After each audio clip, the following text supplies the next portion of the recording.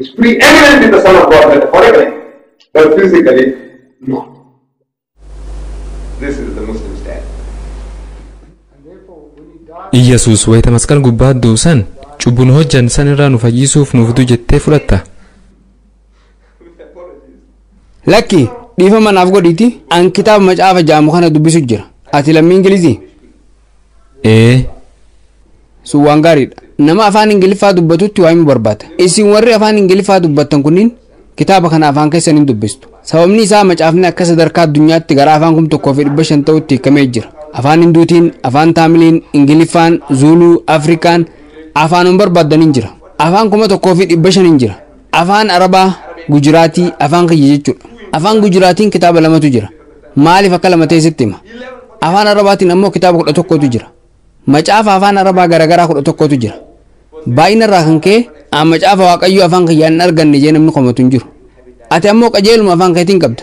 Ta'ullee namnummaan afaan Ingiliffaa dubbatu wayita macaafa kana dubbisu dhiifama naa godhaatii dubbii tana waan beekurraa isinitti himu jira. Namoonni afaan Ingiliffaa dubbisan kunniin qalbiin isaanii waan tokko qofa akka yaadu godhamee saganteeffamee jira. Proogiraamdi ta'ee jira. Afaanuma keessaniin kitaaba kana dubbisaa waan dubbisaa jirtan kanaan faallaa akka hubattan godhamtanii jirtan. Isinii galuu dhabeetii miti. Fakkeenyaaf hima zinaa raawwachuu hin qabdan juu wayita dubbistan zinaa raawwachuu qabdan jecha akka hubattan godhame. Akkamitti waan akkasii dubbatta? Maaliif akkasitti qeeqxa jechuu dandeessa? Akkasii miti. Wanti addaa wahii bakka kanatti akka mudatu taasifamee jira. Waan tokko dubbistan garuu waan dubbisaa jirtan faallaa isaa akka hubattan godhame. Kanaafuu obbaleessa ni yaadatta.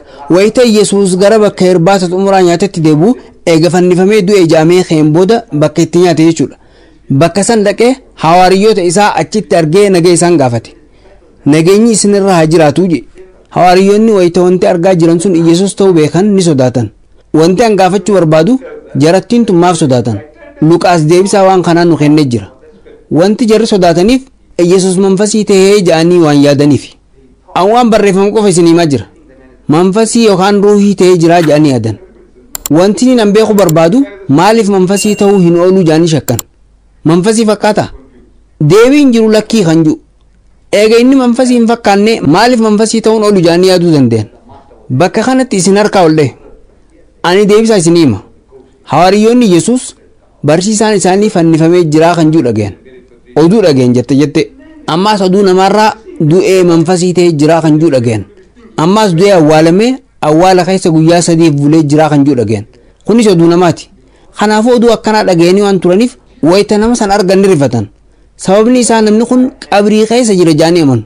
Kanaaf jarri sun Yesuus manfasii ta'ee jira ja'anii waan yaadaniif sodaatan. Kana booda Yesuus harka kiyyaa fi luka kiyya qabadhaa laala. Kuni anuma. Annamuma duraan beeytan sani jeen. Maaf na sodaattan? Harkaan na qabaatii ilaala. Kun Ingiliffa bu'uuraati. Mana barumsa amantii seentee baratuun sirraan eeggamu. Diikshinarii fayyadamuunis hin barbaachisu. Kitaabuma keessan kan afaan keessan hin barreeffame isin dubbisaara. Harkaan na qabaatii ilaala. Manfasiin foonii fi lafeen qabu. Akkuma amma na argaa jirtan anammoo ni qabaa jee. Manfasiin foonii fi lafeen qabu. Nama afaan Ingiliffaa haasawutti wanti himu an yoo lafee fi foon qabaadhe an manfasii miti, ruuhii miti, hafuuraa miti jechuudha. Sirrii jeemi afaan keessaniin akkanumami namuu waan kanaan walii gala. An yoo lafee fi foon qabaadhe manfasii miti, ruuhii miti, hafuuraa miti jechuudha. Nama Afrikaanaatis yoo gaafadhe eeyyeen jeenaa deebisa. Warri Zuulus eeyyeen ja'a. Namni hundi dhimma kanarratti parsantii 100 walii gala. Kanaafuu an yoon foonii fi lafee qabaadhe manfasii miti jechuudha. Dubbii biraatiin Yesuus qaamni amma argaa jirtan kun qaama gara biraatti jijjiiramee miti. Qaama du'aa kaafamee miti jee itti himu jira. Sababni isaa qaamni du'aa kaafame qaama akka manfasiiti. Namni tokko eenyutu akkas jee yoo na gaafate Yesuustu jeetiin deebisaaf. Isa biratti akkas jee Luqaas boqonnaa 20 lakkoofsa 36 jee deebisaaf. Boqonnaa 4 duubatti deebi'aatii waan jiru hubachuu dandeessu. Waan achi biratti yaame akka isin himfeetanii Yahudoonni gara Yesuus dhufuudhaan gaafii garagaraa irra deddeebi'uudhaan isa gaafachaa turan. Itti dhufaniiti barsiisaa dubartiin Yahudaa takka nu keessa jirtii jaaniin. Dubartiin Yahudaa tun akka seenaa Yahudootaatti abbaa warraa 7 qabdi ture.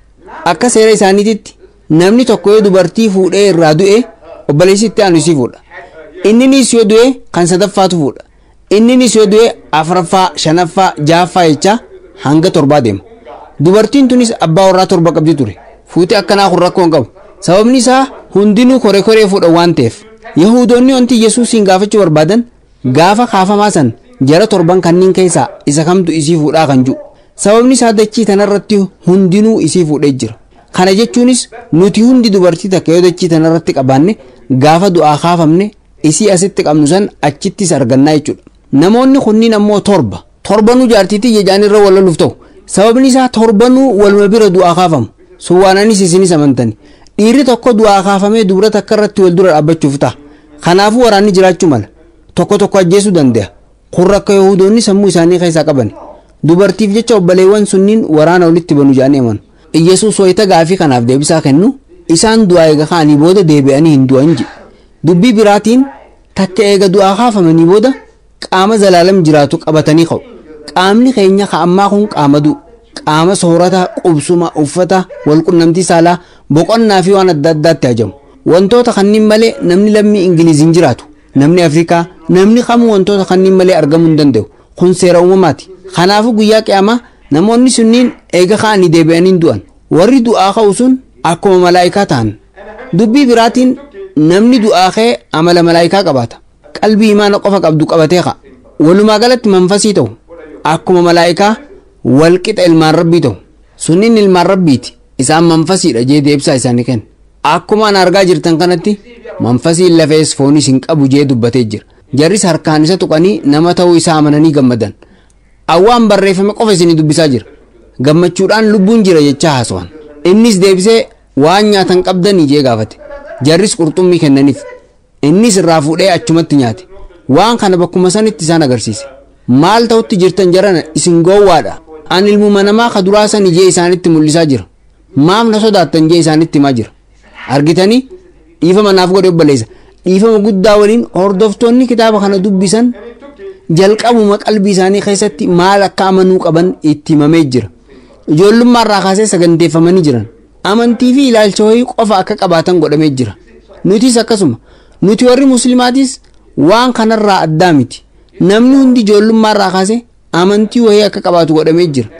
Isinillee saganteeffamtanii jiru. Garaagarummaa nu jidduu jiru awwaan saganteeffame sanirraa of jijjiiruuf qophiidha. Nuti musliimoonni haasa'uu barbaanna. Kottaa teenyee haasofnu, haa mari'annu. Wanti amma dura baradhee dogongorate na qajeelchi. Yaada jedhu qabna. Isinoo waan akkanaatiif qophiidha.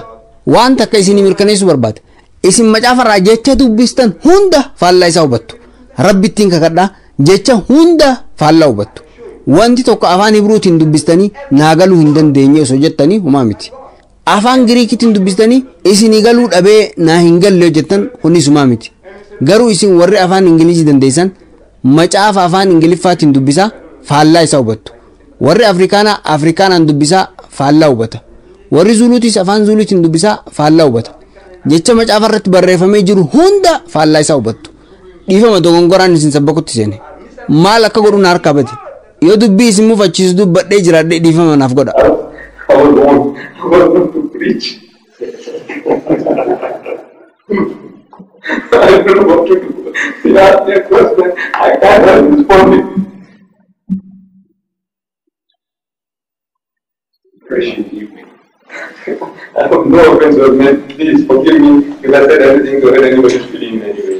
Please, I didn't mean it.